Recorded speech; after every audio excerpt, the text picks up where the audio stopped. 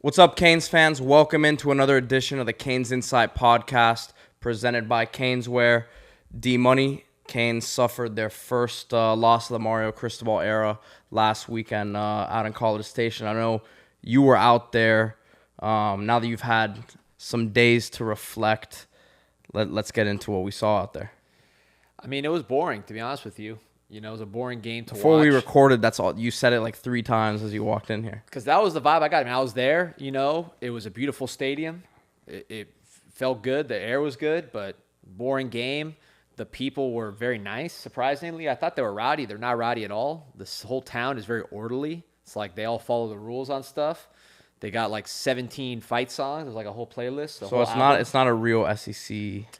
No, I mean, like if you compare it to like Florida State, like you go to Tallahassee, you know, for a game, there were no people throwing up. There was no drugs anywhere. Like it was very calm, very clean, very quiet for how big it was. You know, it wasn't totally quiet, but it wasn't like, you know, Miami Notre Dame or something like that, or OB kind of noise, despite the size. And then the game was boring, man. I wish it was exciting. I wish I could have felt better afterwards because, you know, I'm an optimistic guy. I still believe in the staff, and I'm so excited. I'll be at Middle Tennessee State, you know, first thing on Saturday. But I can't say that I let that game juiced up about what I saw just from an excitement standpoint. It looked like, you know, I don't want to say it looked like 2019 because a lot of the extra stuff, just the off-the-field nonsense with the quarterbacks, some of the gimmicks and the softness, that wasn't there. The team showed up and was very physical and tough in a way that we haven't seen in a long time, and we'll talk about all that. You know, the tackling was way better. Both lines were not getting pushed around by an SEC school, so there was definite progress and change that we did not see with prior years. But in terms of offensive entertainment value, it would take me back to Dan Enos in 2019. All right. And unfortunately, the theme that we've kind of discussed, you know, leading into the season, as we had the first podcast, 3-4 weeks before the season, and really from the first episode, we've highlighted the wide receiver group, mentioned how important it was going to be for this offense. Everyone's been so excited about TVD. The running back room, was looked at as a deep room, and I still is. I'm still excited about that position moving forward. But you know, we saw on Saturday night with Restrepo's injury, which, you know, we recorded a podcast last week, you know, kind of had an idea that... Yeah, we had heard it right before the podcast, so it was a somber tone on the CanesInSight podcast last time we recorded, for good reason. Well, so we didn't really highlight him much, you know, last week, but we knew that the young guys were going to have to step up. Had up some moments here or there. Jacoby George had a couple plays, but no one really, you know, took over the way that you know they would have needed to. Yeah, if you listen to the first podcast we did wrapping up camp, or all the camp podcasts, what did you see in this game? You saw improved offensive line. You saw just more physicality on the lines in general. You saw Henry Parrish do his thing, which even when Chaney and Citizen were still healthy, we were saying Parrish is going to have a huge role. You saw a defensive line that was certainly, in my opinion, you know, on the upper end SEC caliber, not Georgia, Alabama, but, you know, a good, legitimately good defensive line. You saw that come out, improved linebacker play, and then the defensive backs who we hyped up all camp. First 2 games didn't look so good. Now you saw what we were seeing with both Ivy and, you know, the safeties, Cam Kitchens, everybody else. So what you saw in camp showed up. The part that you didn't want to show up that did is that the receivers who did not make very many plays in camp outside of Restrepo continue to struggle, and that the offense continued to struggle to generate explosive plays. So, you know, the people talk about Green Tree and all that. 95% of what you see on Green Tree usually shows up. The coaches know that, and we saw that in the Texas A&M game for better and worse. Is there a solution right now at that position? I mean, what do you think moving forward? Is it just going to have to be week after week, someone's going to have to step up and be consistent and not drop passes and become that go-to guy until Restrepo comes back? Or is it just going to be much of the same? It's still early. These guys can improve. You could find guys, you know, Romello Brinson is someone who he has to be the guy now, or one of the guys now. There's no choice. Jacoby George out as well with the broken thumb. Restrepo, of course, is out. Everybody else has struggled. He has the tools, and it's sort of sink or swim, which might be what he needs. Because you can't, he made a lot of mistakes just blocking. You watch him in the game, he missed some blocks, things that a young player, the young players do, and the reason why you might not have seen him on the field earlier, just little mistakes. Now he might have to play through those because of depth issues. So that's going to lead to some errors, but at the same time, it might accelerate his growth, and he has the talent. So that's something to watch for someone like him. But yeah, something I heard throughout the week from people a couple different people in the league who are aware of what Miami has offensively was they kind of wondered why they didn't get the tight ends involved. Arroyo had that play, right, and then Mallory had some plays, through the third quarter and the fourth.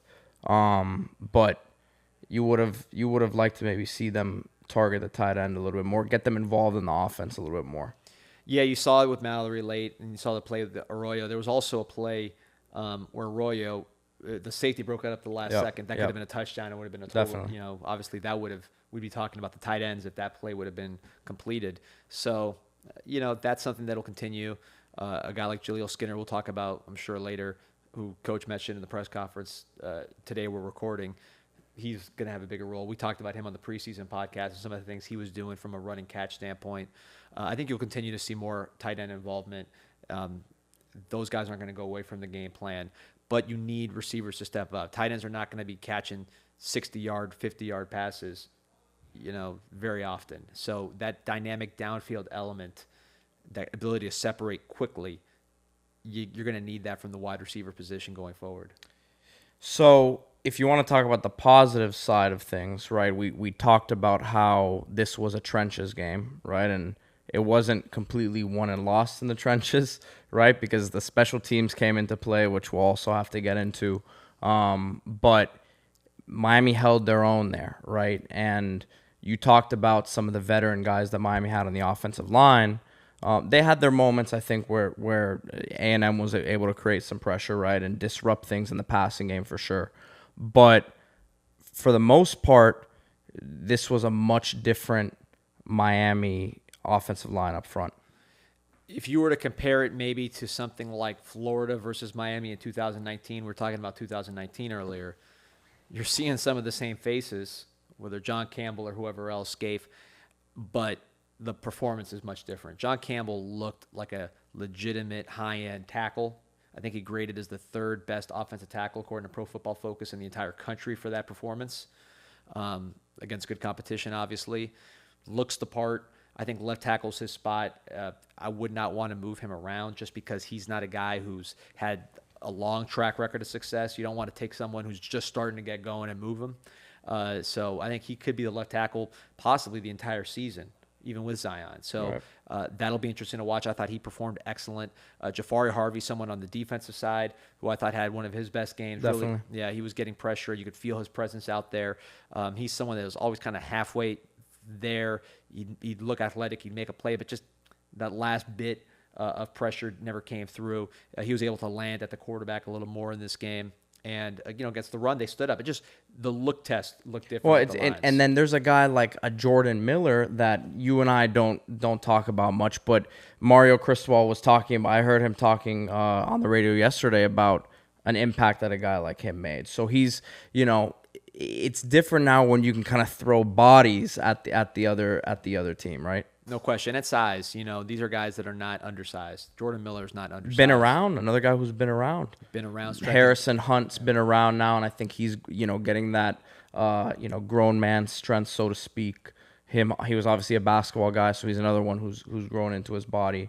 And then you see the flash plays from a Leonard Taylor. Oh, absolutely. The interior pass rush that Taylor brings makes him so unique, makes him so valuable.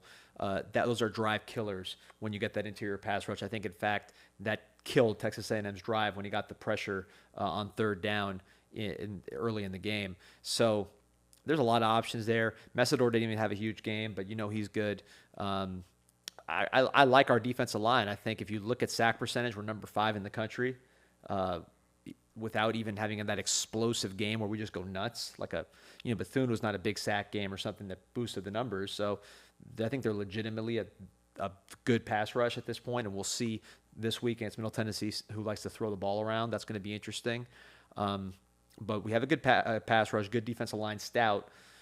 Linebackers, we'll see how that position group falls. I think that'll be very interesting now that you've gotten past this Texas A&M game. Corey Flagg has been awesome this year. He's gotten a lot better. Someone else we talked about that, the comparison I heard with him from somebody around there is Kyle Lowry, in terms of like he used to have that kind of body, and now he's gotten in better shape. So that's led to more speed. He's obviously had the instincts always, but it's that little bit of extra athleticism that maybe it's a play where you just missed the guy, and now you're getting to the sideline and bringing him down. So he's done well, and I think you're going to continue to see more speed. Caleb Johnson actually started the game, which I thought was interesting. He took the first snaps and had some nice moments. Wesley Bassane, same thing, did some nice things. Chase Smith, leader of the special teams, he's going to get more and more of a role. I think he should have. He was flying down there on kickoff. The first kickoff of the game, he got down there. He didn't make the play, but you can just see it when in kickoff coverage. And he leads the group. Again, being there, you see him interact. He's out there pumping guys up. I've seen him in pass coverage. The guy's basically a safety. So sometimes the young linebackers, you say, yeah, they can run and hit, but we don't want them in pass coverage. At least from a fluidity movement standpoint, he is excellent in that respect. So I don't see the downside of him playing more. I could see in a game like Texas A&M, you don't want one bust to lead to a huge play that decides the game. Kind of like LSU. Remember that big run that really broke it open in that game? Right. You don't want to play like that, so you're cautious against the Texas A&M. But now that that hurdle's been cleared, now I would like to see Chase Smith, because at the end of the year, when you play Clemson, if this guy's one of your better defensive players, you are now a better team because of his physical ability. And Wesley Bassane, same thing. Although I think Bassane, from an intellectual standpoint, he's going to be ahead of Chase Smith, just playing linebacker, the awareness aspect. And he'll be for sure playing starting this Saturday more and more every single game. Before we get on to the special teams mishaps, which I think we have to talk about, DJ Ivey, we've spoken out about him at length for years, obviously, as people know. But I don't expect you to take a victory lap here. It's a long season, but that DJ Ivey, is that what you kind of have heard as far as basically what you were projecting? Yeah, look, it's not a victory lap because I don't expect anything. I'm waiting and seeing with that, because we've seen what happens from practice to games in the past.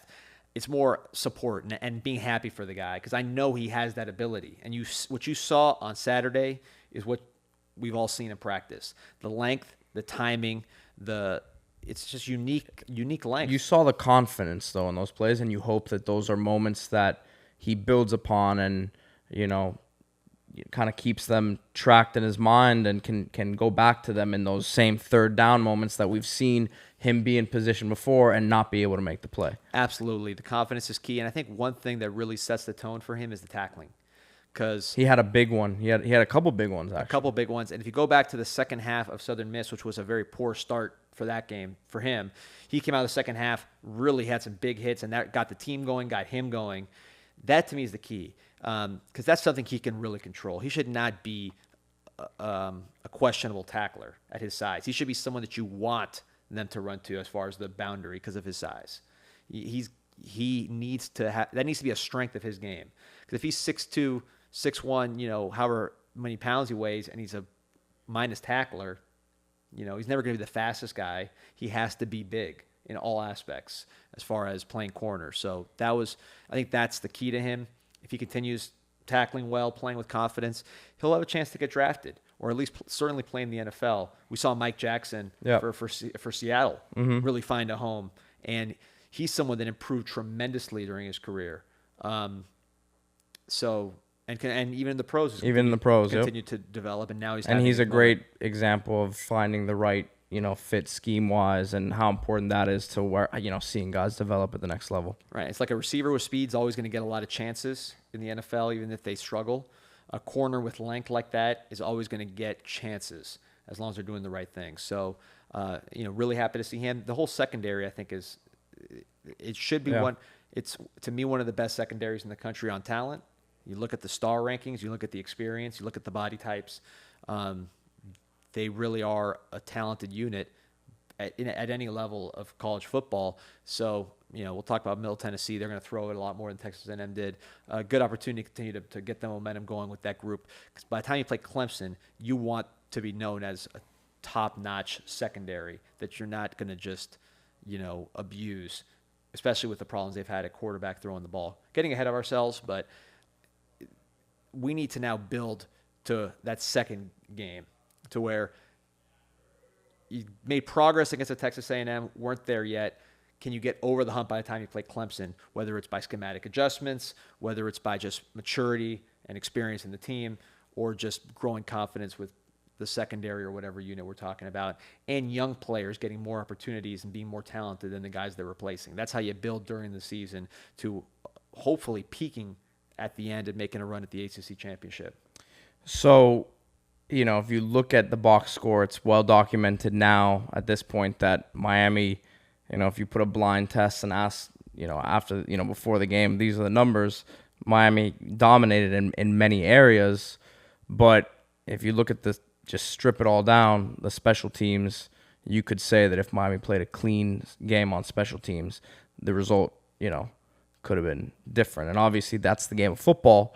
But you had the muff punt, a couple missed field goals, blocked field goals. I don't exactly know whose fault it was in the situation, obviously. But and then the punt at the end that Miami has a few guys in position to jump on it, and kind of reminded me of that Notre Dame game a few years back, right? Where Miami, had Notre Dame was driving at the goal line.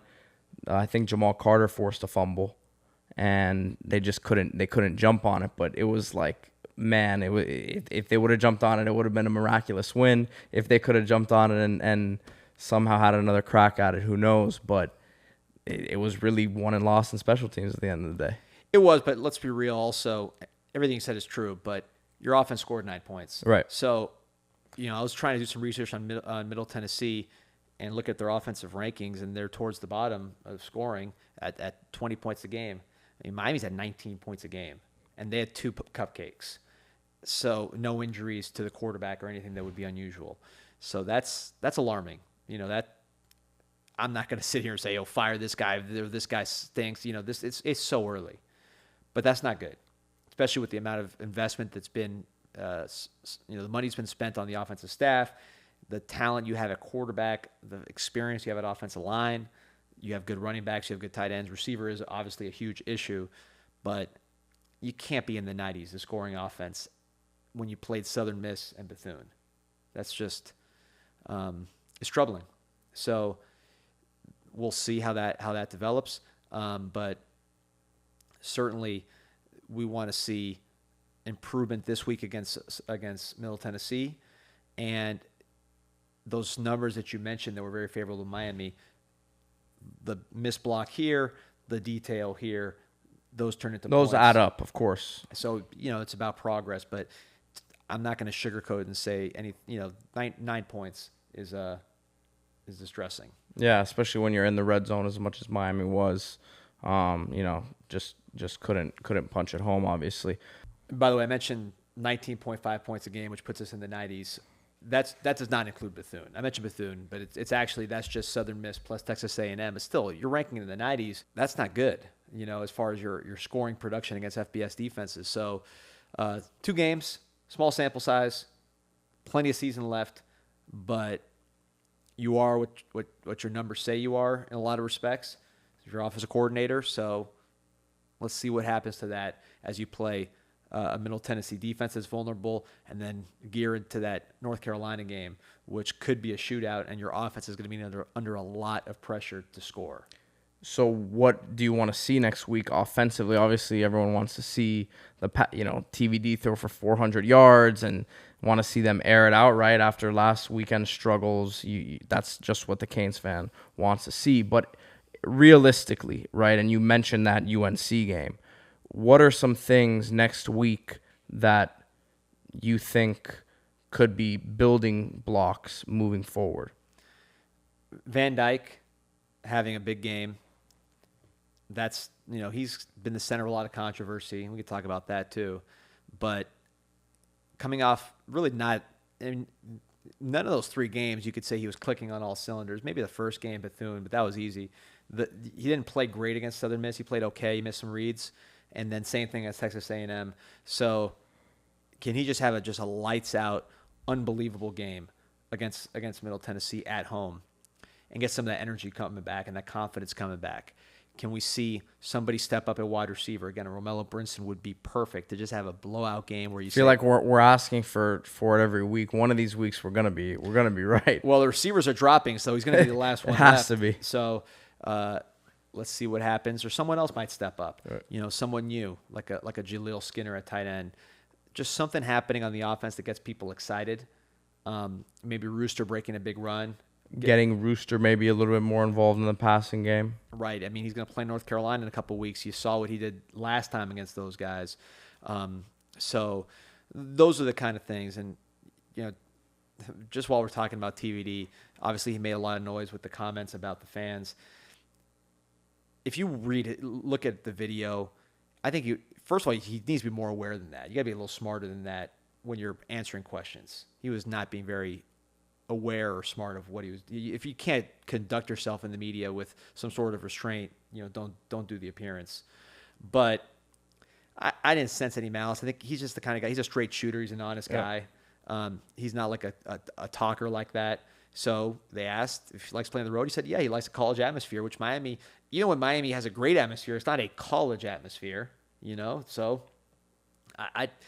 it was not the smartest. And Miami does, obviously there's varying levels to it. Last weekend was as good as it's going to get atmosphere-wise, but Miami always does bring the best out of teams on the road. Yeah, and look, if you did not like TVD's comments about the fan base, which again I think really we're not about the fan base, just kind of about the fact that we're not a college town like that, go to the game on Saturday. I'll be there. Let's go to the game. Let's fill it up as much as we can.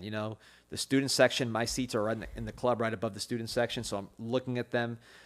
It's kind of a weak group usually.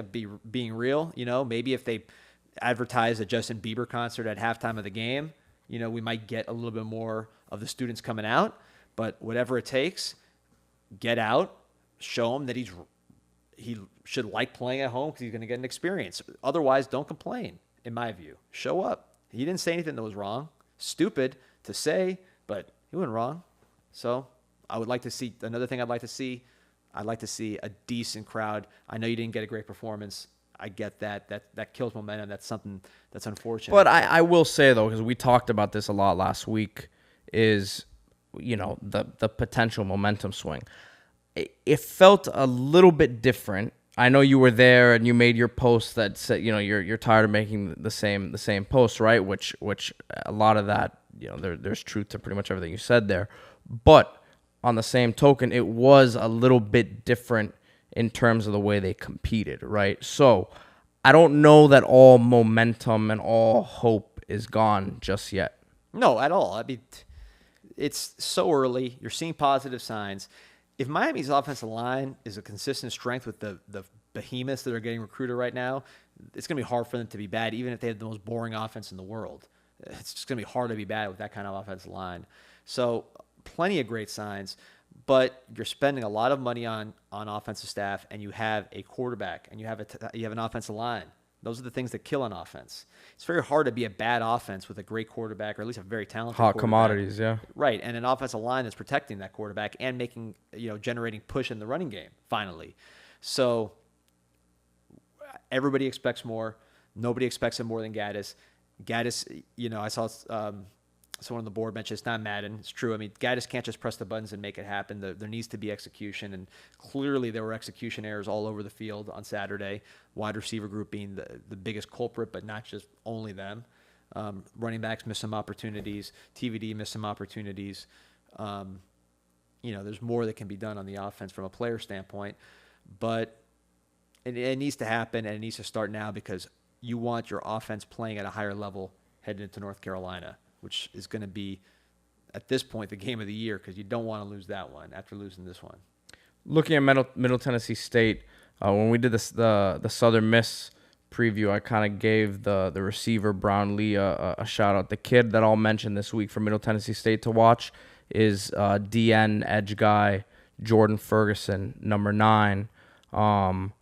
he plays kind of like how Miami uses Mesidor, so they'll move him inside on pass rushing situations. But he's been one of the most productive guys in the country from a pass rush standpoint the last couple of years. And yeah, I've heard a lot of good things. Obviously, my guy Rob Jones with the Dolphins, a Middle Tennessee State guy, and he talks him up, very highly. So he's a guy to watch. You're confident with Miami's offensive line right now, but I wouldn't be surprised to see him, make some plays out there. You mentioned their pass rusher, and that is what Middle Tennessee does. They're number one in the nation right now in sack percentage. Miami's fifth. They're getting a sack almost 15% of dropbacks, which is huge. They were very good last year in terms of disruptive plays. That is their defense. It's not the most dominant defense in the world, even at that level, but it is disruptive. So Texas A&M, that's a different animal. You're talking about good on good as far as athletic ability and size with those trenches. That's probably the most telling performance just as far as how far we've come. Very encouraging. I would compare this more to Southern Miss, where Southern Miss had us making communication errors, allowing some pressures that shouldn't have been allowed. That was tight enough for the Texas A&M game. Now Middle Tennessee is going to bring a whole different challenge. Can you adjust to that? Because build those habits and build that strong communication in games like this. It'll show up when you play that amazing Clemson defensive line and other teams of that nature. So from offensive line standpoint, are we going to be tighter than we were against Southern Miss, against a very disruptive front? That's something I'd be looking for. Yeah, I want to see them clean up all the mistakes. Obviously, we mentioned special teams. I want to see them have a clean game there. Penalties. You saw Cristobal, it seems like every game there's one of those, moments where the camera catches him with the players. We saw this a lot at Oregon too, but it's refreshing, right? Because we haven't seen this in so long. It feels like, so all that stuff is great, but this is the last game that they really have an opportunity to work a lot of these kinks out before we get into the meat of the ACC. Absolutely, and you had progress against Texas A&M, but you had clear areas of improvement with special teams, scoring offense, red zone offense, wide receiver. So if you could solve those problems, and you can't, there's no waiver wire, there's no trades, so it needs to be internal. But if you can have that internal improvement and make tweaks, you'd be a whole different team. I look back to Miami in 2016 when Rick lost 4 close games, pretty close games, and people were pretty depressed, thinking that it was not going to work with Rick. He made some tweaks to the offense. They won that NC State game. Brad Kaya was just going off to end the year, blew out West Virginia in the bowl, and that was a pretty good team. Honestly, maybe better than the 2017 team. If the team at the end of 2016 played that 2017 team, I think 2016 might have won, but It didn't look that way when they had 4 losses early. So it's about how they develop and how they grow and how they finish the year, because this is Mario's first year. And if I see a team at the end of the year that's clicking on all cylinders, I'm going to feel very confident about the direction of this program. All right, D, when we come back, we'll take questions from the CanesInSight community. As always, subscribe on YouTube, and you can find us on all of your favorite streaming platforms. Yeah, we're on social media now, too. You see us on Twitter, Facebook, CanesInSight. We got Instagram, canes.insight. Twitter Space is coming soon, too? Twitter Space is coming soon. TikTok. I'll ask my kids to teach me how to use it, but that's already there and coming. So a lot of stuff, a lot of ways to get your content, and it's going to keep going up and up. The more things change, the more things stay the same. Caneswear is still the number one spot for all your Canes needs, your South Florida sports teams needs. They got it all. They got the new Miami Knights jerseys coming in, all kinds of new gear coming in, the new Adidas Ultra Boost. Everything you need to get ready for this season. You've been working hard. Christmas is still a long way away. You got some money saved up. Blow it now.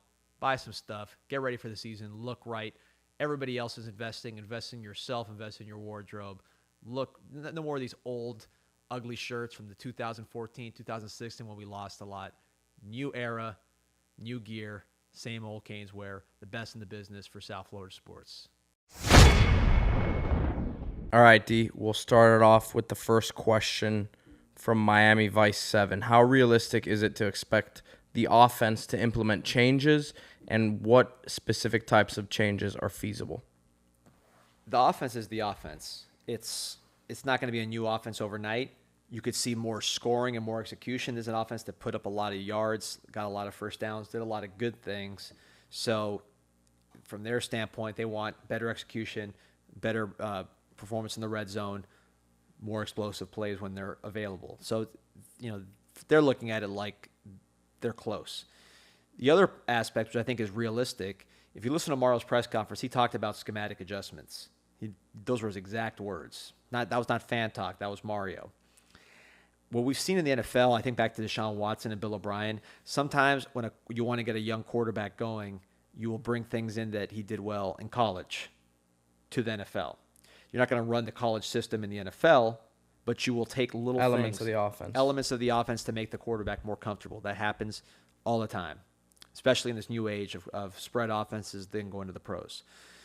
With someone like TVD, obviously he's still in college, but you might take some things he did with Rhett Lashley and try to mix those in within the offense. I could see some of that, some more RPO, just some things that he did well on tape and he's comfortable with and he liked. And he tells you, I like making this throw. I like throwing to this part of the field. I like this route.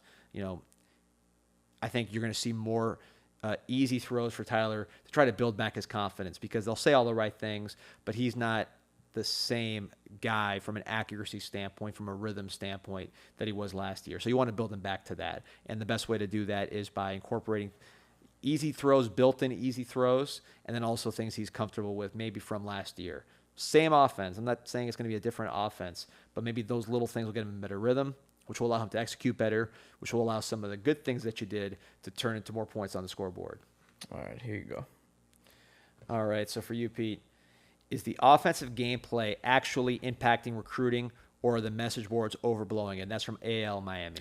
So obviously, as I've said before in the first couple episodes, I don't follow recruiting as closely as I once did when I was interviewing these guys and really out on the scene. I have been going to games this year, so I talked about the Washington brothers, for example. I've seen them a few times.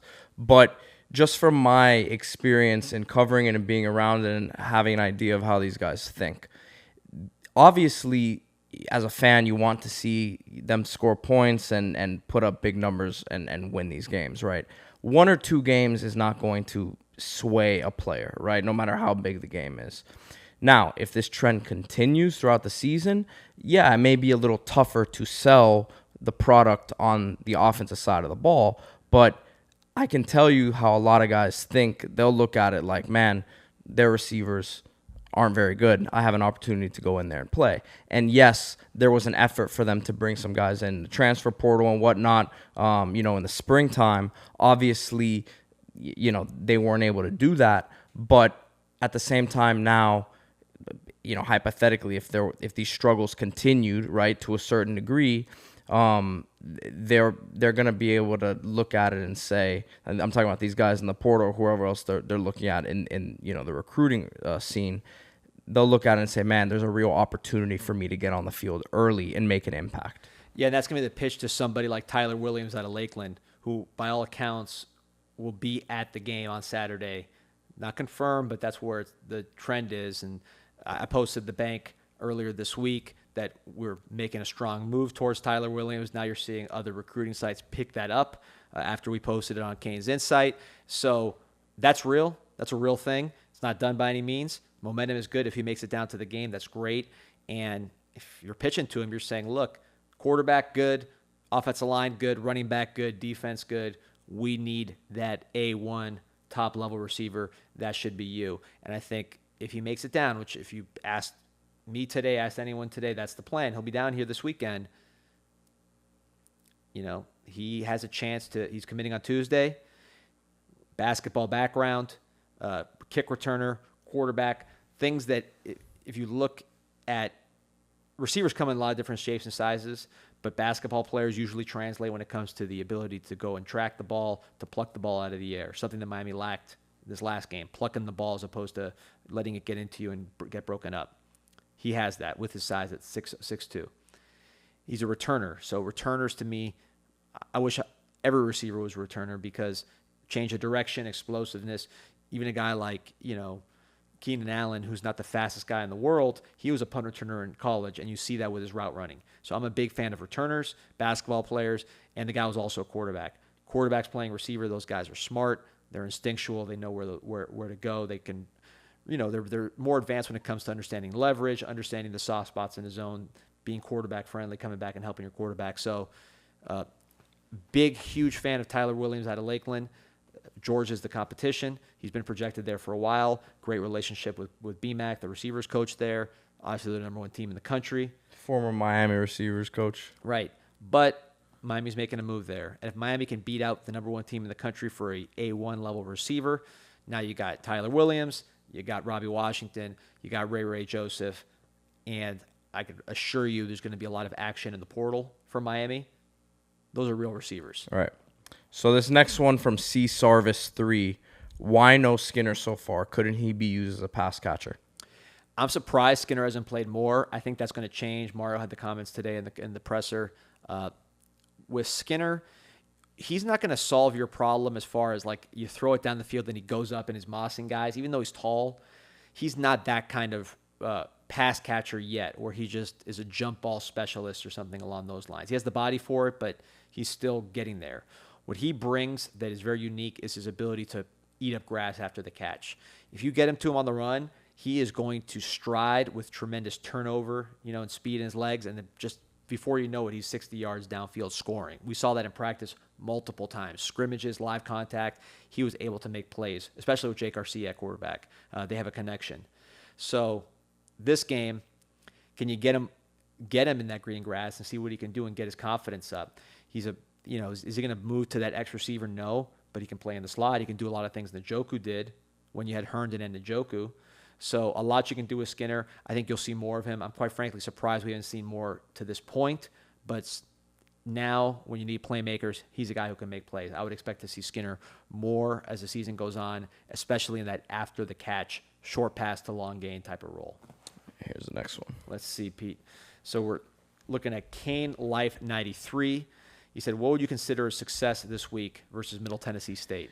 Well, right out of the gate, I want to see them come out with, the energy that you would sometimes not expect a Miami team to have coming off a loss, at least in the last decade or so, right? In a game that is not going to be as hyped up, could be looked at as a trap game, right? It has the signs of a game that, Miami would kind of sleepwalk through, right? So come out and score first time they get the ball, right? You want to see some explosive plays downfield, especially in the passing game, but the run game too, because they haven't necessarily broken. It's been, they've plotted downfield, right? It's been a lot of 10, 15-yard runs, right? But not many 20-plus yard runs, right? So when we talk about the explosive plays, yes, the passing game, should open those long runs up as well, but we haven't seen those in the run game, right? And then the line of scrimmage, right? It's been a strength, but you want to continue to build on that and dominate that line of scrimmage. Not just, we saw what they did last week. They held their own, but really go out there. You talked about, from the defensive line for Middle Tennessee State, their pressure rates up front. So a clean game there. Special teams, I wanted to see a clean game overall. That it's not, they have to win by 6 touchdowns. The score is the score. If they play a clean game, right, and these other things that we're talking about in terms of the passing game clean themselves up, right, then they'll blow them out. But that will come after we see, these mistakes cleaned up. Yeah, all their goals are in front of them. I've heard that before, but they can still win the Coastal. They can still win the ACC. They can still go to the playoff. I'm not saying it's going to happen, but they're going to play Clemson. They might play Clemson twice. What if you beat Clemson twice? What if you win all these other games you're supposed to? So this is an important game. It's part of the building process. I know I'm coming off negative lately just because it was deflating to see. I'm usually the one who gets the heat. Yeah, look, I'm not going to be making a show about it, but I can't say I'm not disappointed, so we'll see how they grow. We'll see how they develop. I'll be there, Middle Tennessee, bright and early, expecting to see good quality football and good improvement. And we've seen that. It's not been, what are we paying for? in any facet. You're seeing improvement across the team. Now there's certain areas that we just want to see that. And, you've hit on a few special teams, protection with some exotic blitzes, receiver, obviously, and some sharpness from Van Dyke. So last one for me here, Pete. So last one here, and I think this is one that a lot of Canes fans have wondered this week. Why is Leonard Taylor not getting more snaps? It's not hard to see how talented this guy is. You saw it in the pass rush that he was able to get home against Texas A&M. The tackles for loss he's made in pretty much every game, just the way he moves. This guy is an NFL talent, a truly gifted player, blue chip recruit, the kind of guy that you need to be Miami. He's all those things. He's as advertised. Defensive line is a down in, down out position, at times thankless. Some of the best defensive linemen in history were not making splash plays. Richard Seymour, who's about to go to the Hall of Fame. I mean, can you think of Richard Seymour highlights in your head? Probably not, but the guy was an impact player because of the things he did from a physicality standpoint, from a discipline standpoint, IQ, technique. There's a lot that goes into it. And if you're making a beautiful play in the backfield, one snap, and then the next one, you get a little overzealous, get out of your gap, and there's a long chunk run, you're not really a net positive. So that's what I think Taylor's getting towards, is cutting out some of the negative plays, some of the bad habits from Manny, just general maturity. I mean, he's a sophomore, a true sophomore at a position that's very difficult. And he was not the heaviest guy to begin with, so he has to... At a deep position for Miami. A deep position with high expectations of performance right now.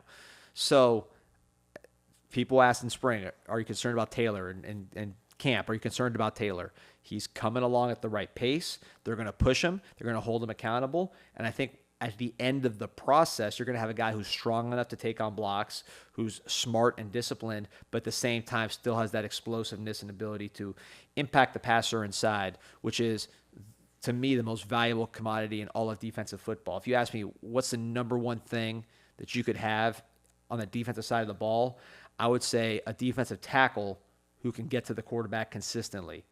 Aaron Donald, J.J. Watt, the two best defensive players of this era, I think it's fair to say. I can't think of anybody else. Both of those guys, they made their living getting that pressure inside, because you can't step up in the pocket and avoid those rushers like you've seen Tom Brady do so many times, where the pressure comes off the edge, he takes a step up and he delivers the ball. You can't do that if the pressure's coming right from the middle. That's what Leonard Taylor can bring, and brings in flashes. Now it's about rounding out his game, turning him into a truly complete player. Because I promise you, Georgia, for all the talented guys they have, they're not jumping out of gaps and making those mistakes and playing and starting. Those guys are very disciplined, very physically strong, very consistent, on top of the athletic ability. And that's why they get drafted in the first round and they come in ready to play. Taylor is working towards that, and he's right on track. There's no need for anybody to be frustrated. He is on the track where he needs to be, and obvious talent. Yeah, the flashes are very exciting with him, and you just want to see him, like a lot of guys, this next week is just continue to stack those good performances. DJ Ivey, want to see him stack those performances. Cam Kitchens, you're starting to see what he is week in, week out. He's emerged. I think I said in one of the podcasts I thought he'd be an MVP candidate for this team. I think that is, looking like a possibility, right? So storylines starting to emerge, right? This is a bounce back week for Miami and Coach Cristobal and the whole team, obviously. I'm excited. I think that, hopefully the energy is good in Hard Rock this weekend, and TVD has, the fans out there that he's looking for, and, build upon that hopeful win this weekend going into ACC play. Yeah, bring the energy. If you can go, support the team, make some noise. It's a process, and to say you're not seeing progress would be a lie, because a lot of people expected us to get beat up physically, forget the scoreboard, to get pushed around physically, to be overwhelmed on the offensive line, because we'd seen it so many years. You didn't see those things. So I know I'm coming off as a moat by my standards, but... Well, and look, it wasn't a great A&M team, but Miami has been pushed around by not great teams in the past. Yeah, those are 5-star players. Those are high-level development products as far as the weight room and the coaching they've received. Those guys are big dudes. They beat Bama last year with a physical performance. It was not smoke and mirrors when they beat Bama. They stood up physically, and we stood up to them. So that gap is closing. Very encouraging. There should be a gap in the SEC, in the ACC now, where Miami is the more physical team on both sides of the ball, especially in the trenches. They should have a physical advantage, offensive and defensive line against North Carolina. Really, Clemson is the one where you become more. It's more of an even matchup or a deficit, but you're closing the gap. So a lot of progress, still early. Let's see if those kinks can get resolved, and development, because you preach development, you preach coaching, you spend money on coaching. Let's see that manifest on the field with these improvements. I'm confident we'll see some of that. Canes Insight Podcast brought to you by Caneswear. We'll be back next week. We'll recap Middle Tennessee State, and we'll look forward. I guess it'll be a bye week after that, right? So we'll bring you some recruiting updates. I see a lot of people asking for some recruiting info, so look to get maybe a recruiting guest on the show. Absolutely, and it's gonna heat up, and it's still going strong. This is gonna be a hell of a class, and now it's about showing what these coaches can do as coaches. And I think I'm excited to see how this team progresses with the coaching part of it.